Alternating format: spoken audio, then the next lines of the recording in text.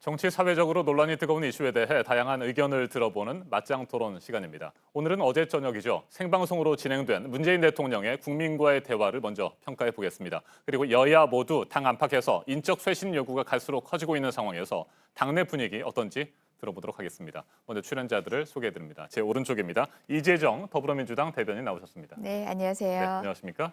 그리고 제 왼쪽입니다. 김연아 자유한국당 원내 대변인입니다. 네, 안녕하십니까? 네, 어서 오십시오. 네. 문재인 대통령이 국민 패널 300명과 각본 없는 대화를 나눴습니다. 정치권의 평가는 극명하게 엇갈렸습니다. 더불어민주당은 믿을 수 있는 지도자의 모습을 보여줬다고 평가했고 자유한국당은 하고 싶은 얘기만 일방적으로 전달한 TV쇼였다고 비판했습니다.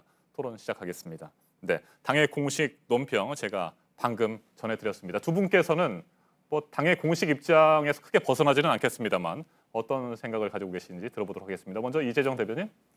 예, 당초에 국민과의 대화가 진행된다고 했을 때는 그런 생각이 들었습니다. 평소에 소통을 게으리한 편도 아닌 지도자였고, 그리고 또 최근에 여러 국면들 가운데에선 대통령 입장에서는 껄끄러운 이슈들이 많습니다. 어떤 방향의 질문이건 간에 그 주제가 나온 것 자체만으로도 사실 일방적인 연설이 아니라 대화를 하는 과정의 장이면 대통령께 조금 이제 다른 이미지로 비춰질 수 있지 않을까 하는 염려도 여당 내에서 없지 않았습니다. 네.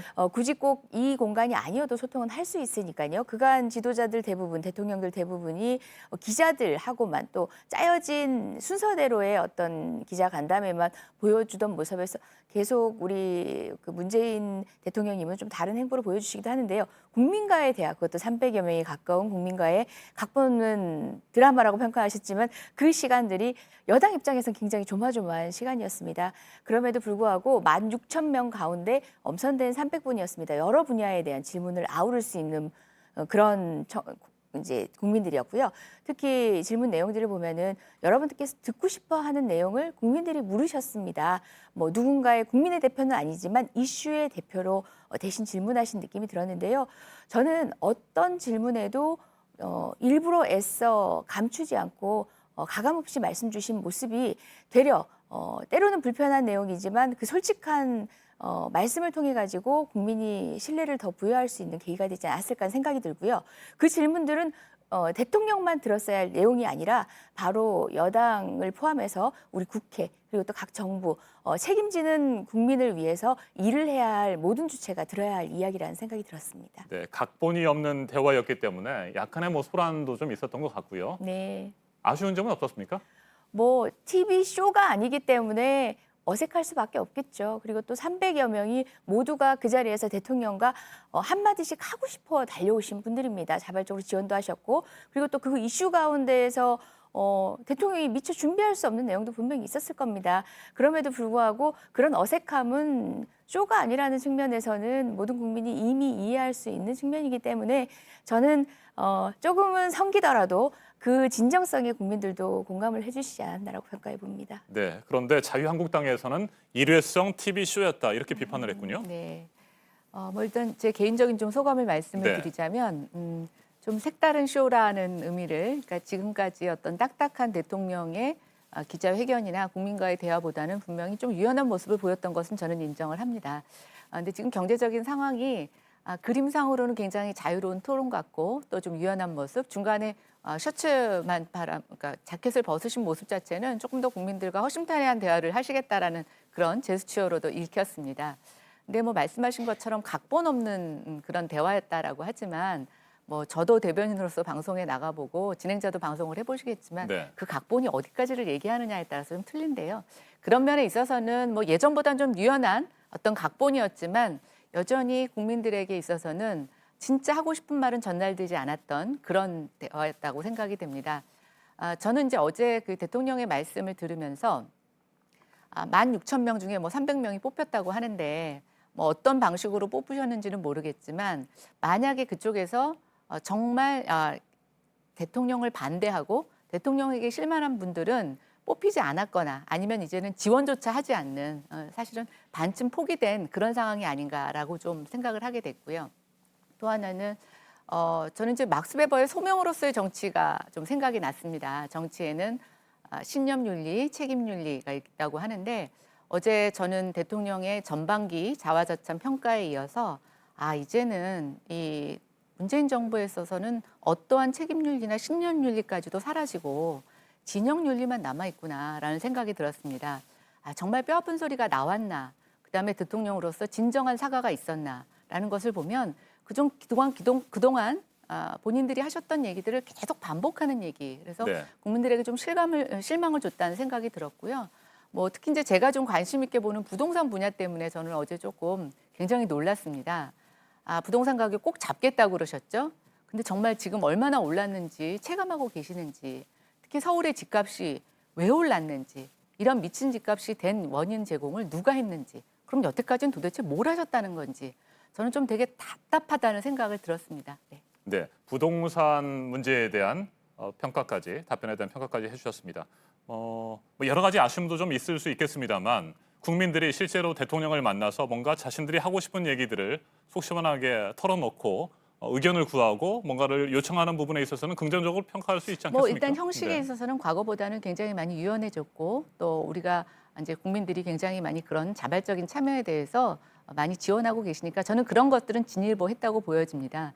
그러나 지금 이제 경제 상황이 보면 매번 광화문에서 많은 대통령에 대한 반대 의사를 표명하고 있는 국민들이 네. 있습니다.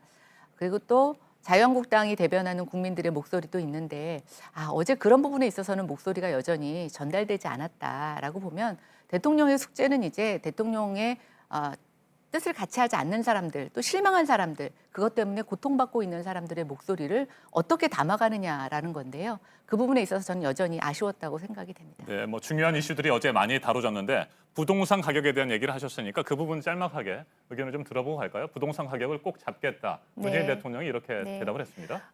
우리 경제가 어려울 때마다 경제를 활성화시키기 위해서 대부분 손쉽게 하는 것들이 금리를 낮추고 그리고 부동산 시장을 활성화시키는 것입니다. 그 방식은 다시는 취하지 않겠다라고 공언하신 겁니다. 사실 부동산 전문가이시니까 저보다 훨씬 더 잘 아시겠지만 부동산이 그런 단기 대책으로 잡아줄 수 있는 집값 같았으면 지난 보수 정권 10년 동안 그와 같은 양상 보이지 않았을 겁니다. 장기적인 대책이 필요하고 일관된 대책이 필요한 상황에서 단호한 의지를 밝히는 것만으로도 부동산 시장에 대한 국민의 예측을 가능하도록 해줬고요. 저도 아쉬운 대목을 네. 한마디 말씀드린다면요. 저는 남북관계라든지 북미 대화 등 그나마 그래도 국민께 좀 신뢰를 얻어가는 순조로운 국면에 있는 그 이슈에 대해서도 우리 한국의 역할, 우리의 역할을 보다 힘주어 강조하시고 부분적으로 부족한 부분이 있었다면 미국과의 관계를 한미동맹을 의식했기 때문에 조금 주저했던 부분에 대해서 국민들이 많이 요구하시는 부분들이 있어요. 저는 그 부분에 대해서 조금 더 주체적인 우리의 역할을 조금 말씀 주셨으면 어땠을까 하는 아쉬움은 있었습니다. 그리고 또 지금 한쪽 국면을 한쪽 국민만을 대변하는 게 아닌가라고 하셨는데요. 이슈에 있어서 그 질문자가 어떤 의견을 가지냐를 떠나서 그 이슈를 드러냈다는 것만으로도 그 이슈에 대한 양측의 의견을 모두 아울러 물어보는 것에 대한 대답이셨을 거라고 생각하고요. 그럼에도 불구하고 강화문에 나오신 일부 국민들은 박근혜 대통령의 탄핵 자체를 부정하거나 뭐 석방 등의 이야기를 이슈화하는 분들의 이야기까지 뭐 이슈로 삼길 바라신 것이 아니라면은 대부분 아우르는 질문들이 나오지 않았나 생각해 봅니다. 알겠습니다. 23일 0시에 한일 군사정보보호협정 지소미아가 종료가 됩니다. 현재의 상황으로서는 말이죠. 이에 대해서 문재인 대통령 종료가 결정되고 종료가 이루어지기 전까지 마지막 순간까지 노력을 다하겠다 이런 얘기를 했고요. 지소미아 종료를 결정하게 된 원인, 그 원인을 일본이 제공했다는 얘기를 또 했습니다. 이 부분에 대해서 김연아 대변인은 어떻게 보셨습니까? 뭐 저는 일본과의 문제가 이 지소미아 쪽에 이제 종료에 네. 결정적인 역할을 했다는 데에서는 뭐 이론이 없다고 생각이 됩니다. 근데 지금 끊임없이 우리가 지소미아와 관련해서는 일본과의 단순한 관계가 아니라 미국과의 동맹의 문제라든가 또 미국이 이것을 계속 유지할 것을 강하게 요구하는 것으로 지금 우리가 외교적인 라인을 통해서 듣고 있죠. 공식적으로도 그렇게 말하고 있습니다. 저는 대통령께서 일본과의 관계에 있어서 어떤 강인한 의지를 보여주시는 거 필요하다고 생각이 네. 됩니다. 그러나 대통령은 나라의 안보와 또 나라의 외교에 있어서 굉장히 국민에게 실익을 가져올 수 있는 외교를 펼치셔야 될 의무도 있습니다. 그런 측면에 있어서 저는 이제는 어떤 제가 아까 막스베 말씀드렸지만 신념윤리를 벗어나서 책임윤리를 보여주셔야 되는 부분이 있는데 과연 지금 미국과의 어떤 그런 압력에서 지소미아를 저희가 종료하는 것이 외교적으로 어떤 실익이 있을지 잘 모르겠고 또 이것이 종료한다고 해서 종료로 끝나는 것이 아니라 다른 어떤 간접적인 외교적인 영향이 없을지 저는 궁금합니다. 대통령께서 크게 호언장담하셨으니까 잘 책임지실 거라고 생각이 됩니다.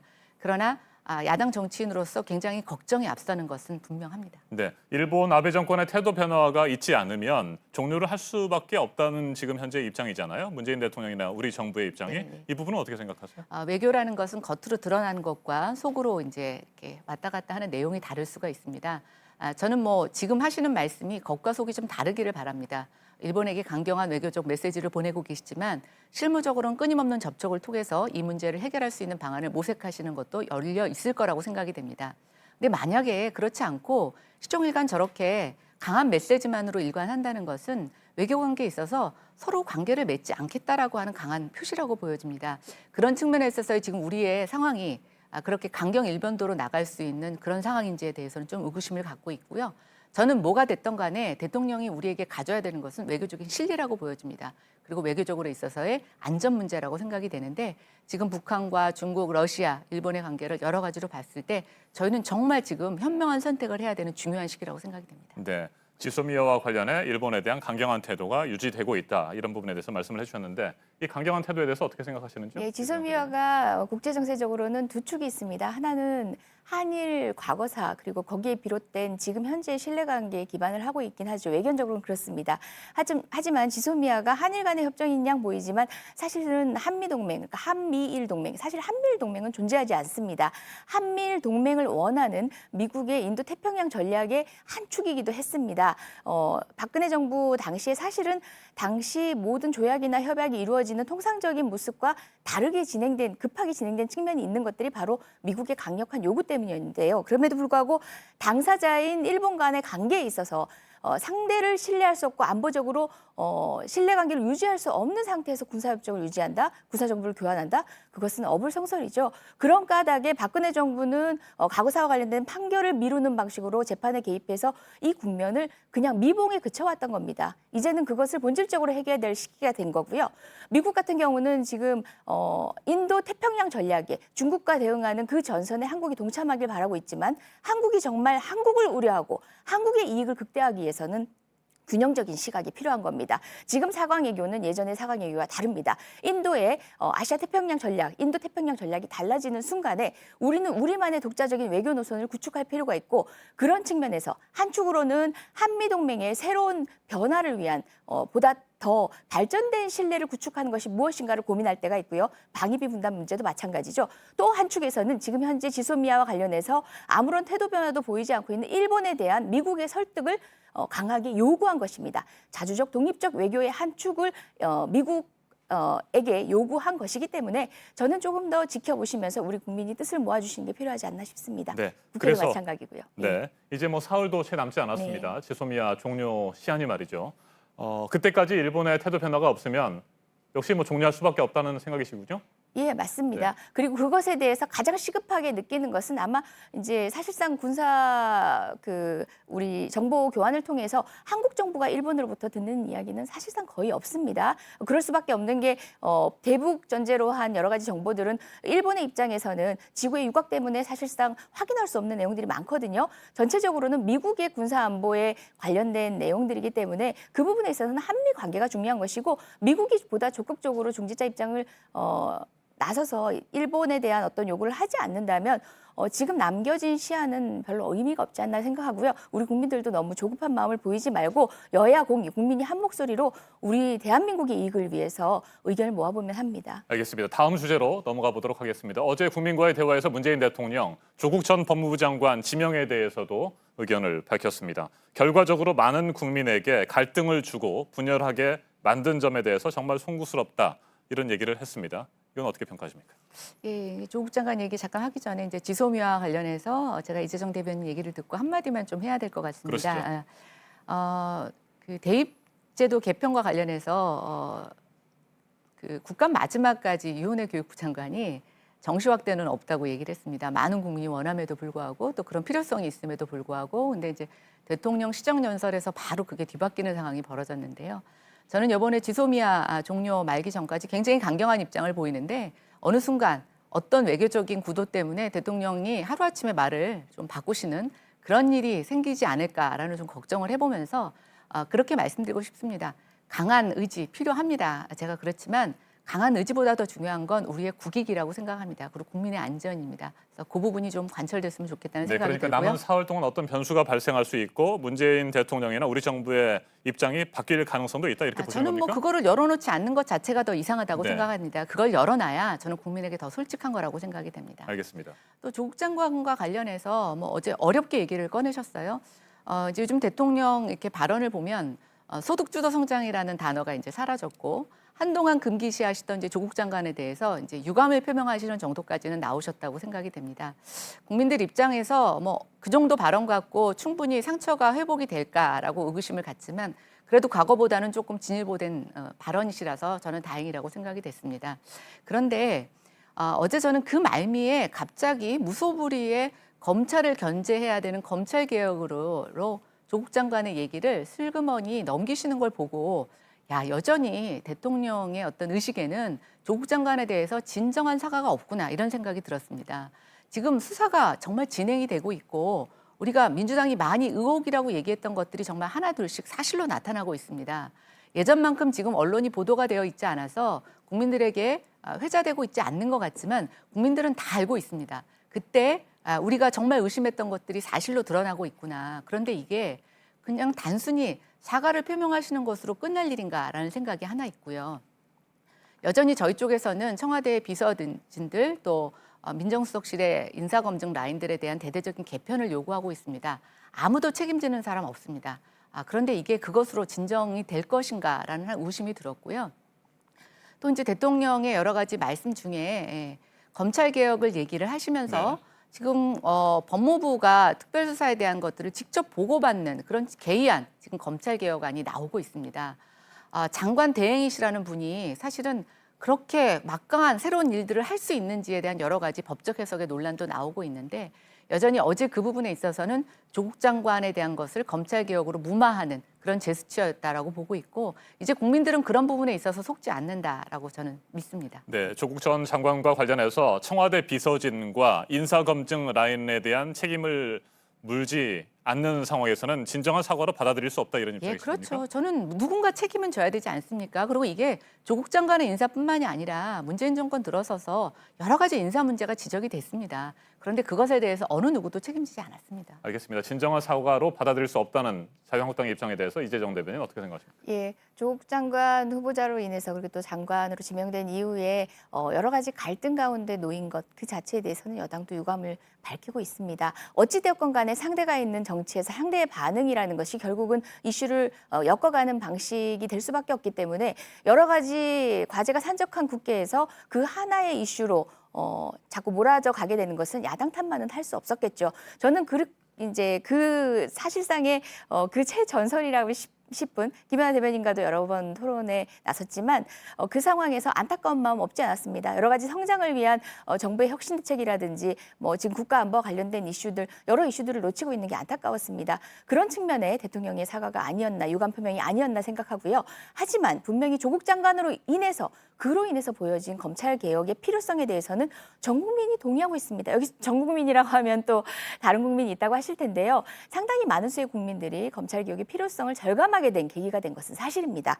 조금 전에 그 법무부가 검찰에 보고받는 것들이 벼랑간 등장한 새로운 제도 개혁의 방법이고 검찰 개혁의 일환으로서 동의할 수 없다는 취지로 말씀하셨는데요. 이미 형사소송법상에 규정되어 있는 내용을 바탕으로 해서 정비하는 내용임을 다시금 말씀드리고요. 검찰 개혁이라는 것은 여러 번 시도됐음에도 불구하고 늘 불발에 그쳤습니다. 문재인 정부 이전에 노무현 정부 당시에 그 거듭된 시도가 결국은 노무현 대통령의 안타까운 결말로 이렇게 실패하고 말았는데요. 저는 어렵습니다. 검찰개혁 그리고 검찰개혁에 저항하는 모습들이 제도의 모습으로 드러나기도 시작합니다. 검찰이 개인으로 저항하는 것이 아니라 조직으로 저항하고 제도의 문제로 천착을 시키기 마련인데요. 그 안에서 옥석을 가려내면서 정말 국민이 그간 요구해왔던 검찰개혁의 방향에 대해서 자유한국당이 조금 더 명확한 인식을 했으면 좋겠습니다. 단순히 지금 현재 법무장관이 임시인데 이미 있었던 제도를 새로 바꾸는 것조차도 사실상 이것은 검찰 개혁을 위한 방향이 아니다. 이런 방식의 지적을 하시면 진지한 논의를 하기가 어렵습니다. 패스트트랙에 올라져 있는 여러 안건을 바탕으로 지금도 뭐 원내대표 협상 계속되고 있는 것 같습니다. 국민이 납득할 수 있는 공적 논의 하고 싶습니다. 네. 예, 이 부분에 대해서는 정말 국민들이 요즘 가슴 답답해 하십니다. 뭐 검찰 개혁 여러 가지 내용이 있죠. 그런데 이제 우리가 공개 소환하는 것을 금지하는 그 수혜자가 지금 조국 장관이 또 돼버렸습니다. 조국 전 장관 여전히 그 지하 주차장을 통해서 비공개 통에 들어가셨고 그 정경심 교수를 면회하는 과정에서 배석인이 없이도 면회를 하게 됐고 또 다른 거기 구치소에서 20분밖에 되지 않는 거리에서 화상으로 면회를 하는 저는 정말 기상천외한 정말 조국 장관 일가를 위한 검찰 개혁이 아닌가라고 의심할 만큼 왜 그 혜택이 지금 가장 논란의 중심에 있는 사람이 제일 먼저 받아야 되는지 잘 모르겠고요. 그런 측면에 있어서는 저는 검찰 개혁이 얼마나 많은 분들이 원하는 검찰 개혁인데 이것이 조국 장관으로부터 오염되고 있는지 좀 지적하고 싶습니다. 우리가 어떤 진정한 개혁을 하기 위해서는 살신성인의 모습, 자기의 기득권을 포기하는 모습, 저는 그런 것들이 중요하다고 보여집니다. 지금 우리가 총선 불출마와 관련된 여러 가지 정치권의 개혁에서도 자기 것을 내려놓는 모습이 있어야지만 진정성이 받아들이는 것과 같다고 보여지는데요. 그런 면에 있어서 저는 여전히 아쉽습니다. 알겠습니다. 짧게만 검찰 네, 개혁 부탁하겠습니다. 반론하시고요. 제가 예, 예. 마지막 질문 드리겠습니다. 예, 자유한국당 또는 일각의 시각들 중에 가장 논리적으로 말이 안 되는 것들이 바로 그겁니다. 기존의 검찰의 태도, 그러니까 뭐 공보준칙도 마찬가지였고요, 공개 소환도 마찬가지입니다. 기존의 검찰의 태도가 흡사 이제 관행을 정상으로 상정을 하고 난 뒤에 그 다음에 개혁의 방식을 누구부터 혜택을 받느냐, 혜택의 문제로 생각하는데요. 개혁은 개혁이냐, 개혁이 필요한 구태한 악습이었느냐로 구분하는 것이 마땅합니다. 저는 공보준칙 조국 장관 가족에게는 적용하지 않겠다라고 공언했던 여당의 모습이 더 웃겼습니다. 그게 코미디였습니다. 개혁을 논의할 때는요, 그와 같은 삐뚤어진 시각이야말로 사실상 개혁을 저지하는 또 다른 방식의 변형된 모습이라는 거 알아내야 됩니다. 개혁에 대한 저항은 다양한 탈을 근데 씁니다. 그 이후에도 얼굴이 공개돼서 검찰에 조사받으러 가신 분들 예, 많으셨고요. 특히 자유한국당 의원님들이 아니죠. 대부분 양현석 공개 대표도 라인에서 그랬었고 보호받으셨죠. 저는 그간의 그런 부분에 있어서는 비호된 여전히 세력들의 그 부분에 변명의 여지가 없다고 생각합니다. 알겠습니다. 대표적인 정치인들이 자유한국당 검찰 개혁 정치인이었습니다. 정말 어렵사리 시작이 되지 않았습니까? 올바른 검찰 개혁이 되기 위해서 앞으로 두 분이 계속해서 더 토론을 좀 하셔야 될 것 같습니다. 그렇게 이제 하겠습니다. 마지막 질문을 좀 드려보도록 하겠습니다. 지난 주말입니다. 임종석 전 대통령 비서실장 그리고 자유한국당 김세연 의원이 내년 총선 불출마를 선언했습니다. 그 이후에 당내 분위기가 어떤지 궁금해요. 인적 쇄신에 대한 요구가 잇따르고 있는데 이 부분은 먼저 이재정 대변인 말씀하시겠습니까? 더불어민주당 어떻습니까? 예. 현재 분위기. 모든 당이 총선을 앞두고는 쇄신을 하는 모습을 국민께 겸손하게 보여드려야 사실상 국민의 마음을 얻을 수 있습니다. 하지만 지금 이제 쇄신에 대한 요구의 비중을 본다면은 아마 자유한국당이 이제 주축이 돼서 이슈 안에 계신 것 같은데요. 뭐 네가 가라 하와이 이렇게 표현되기도 하더라고요.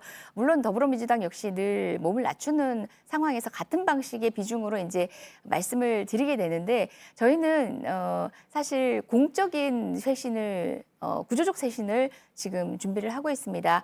특히 뭐 초선 의원 발로 비롯된 여러 가지 불출마 선언은 지금 남아있는 의원들 스스로도 어떤 방식의 정치가 바람직하고 내가 정치를 적극적으로 하려는 사람에게도 반추하게 만드는 기회였고요. 그리고 또 중진 의원뿐만 아니라 초선 의원일지라도 사실상 이거는 초선, 중진, 뭐 선수로 이야기할 수 있는 것도 아니고 세대를 중심으로만 이야기할 수 있는 것도 아닙니다. 스스로의 의정활동의 방향 그리고 또 스스로가 가진 생명력을 기반으로 해서 쇄신의 방향이 어떠해야 되는가를 시스템적으로 점검하고 있는 단계고요. 또 임종석 실장 발로 인한 그런 불출마 선언이 흡사 386이라는 제가 아까 말씀드렸던 그런 세대를 기준으로 말씀을 하시는데요. 그렇게 하게 되면 정치 쇄신의 내밀한 면들을 볼 수 없고 바른 바로미터, 바른 잣대가 될 수 없기 때문에 저는 조금 더 구체적인 쇄신의 요구나 방향은 좀 구체적 기준이 있어야 하지 않나 생각합니다. 알겠습니다. 김연아 대변인의 얘기 듣겠습니다. 네, 이제 민주당이 586 세대 교체론에 대해서 강한 저항감을 보이고 계신 것 같습니다. 저는 뭐 586이 다 문제가 있다고 생각되지는 않습니다. 또 운동권에 참여하셨던 분들 모두의 문제라고 생각하지는 않습니다. 그러나 지금 우리 사회가 전면적인 세대 교체를 요구하고 있습니다. 그리고 민주당 안에서 가장 큰 기득권을 갖고 있는 것이 586 운동권 세대라는 측면에 있어서 그걸 자꾸만 저항하지 마시고 저는 국민의 그런 개혁 요구를 수용해야 된다고 생각이 됩니다. 저희 당 좀 말씀을 드리겠습니다. 삼선인 김세연 의원은 사실 연령적으로 보나 아직도 국회 안에서 치열하게 보수 개혁을 좀 해주셔야 되는 그런 아까운 인력입니다. 인재이신데 지난 주말에 사실은 느닷없이 불출마 선언을 하시면서 저희 내부에서는 굉장히 큰 충격을 받았습니다. 또 그 불출마 선언 안에는 정말 깊은 자기 반성의 얘기가 있었죠. 우리가 우리 스스로에게도 감히 내던질 수 없었던 우리 앞에 그런 치부도 있었다고 생각이 됩니다. 이 어떤 강한 결심이 어떻게 전파되고 또 어떻게 혁신으로 이어질지 아직은 뭐 큰 미동의 움직임은 없습니다만 우리 안에 충분히 큰 울림은 주셨다고 생각이 됩니다. 저는 분명히 세대 교체 필요하다고 생각이 됩니다. 그런데 그것이 연령적인 세대 교체가 아니라 그 마음과 의지의 세대 교체라고 필요합니다. 아무리 나이가 젊어도 정말 노인 같은 생각을 하고 있는 사람이 있고요. 또 나이가 있어도 청년 같은 열정과 의지가 있으신 분들이 생각이 됩니다. 저는 앞으로 21대 국회에서는 정말 그런 혁신의 의지와 열정을 가지신 분들이 다시 국회에 들어와서 국민을 대변하셔야 된다고 생각이 되고요. 또 저는 한편에서는 뭐 민주당도 마찬가지입니다만 불출마 선언을 얘기하시는 분들도 계시지만 이 열악한 정치 환경 내에서 치열하게 싸워서 살아남아서 어떻게 정치권을 변화시킬지에 대한 다짐을 좀 말씀하시는 그런 정치인들도 많이 등장하기를 기대해 봅니다. 알겠습니다. 오늘도 열정적으로 토론을 해주신 두 분의 모습을 보면 인적 쇄신이나 뭐 내년 총선 불출마와 관련해서 개인적으로 고민들을 하고 계실 것 같지는 않습니다. 그 부분에 대해서 구체적으로 질문을 드리지는 않겠습니다. 토론 마무리하도록 하겠습니다. 오늘 맞짱 토론 이재정 더불어민주당 대변인, 김연아 자유한국당 원내 대변인과 함께했습니다. 토론 잘 들었습니다. 네, 감사합니다. 고맙습니다. 감사합니다.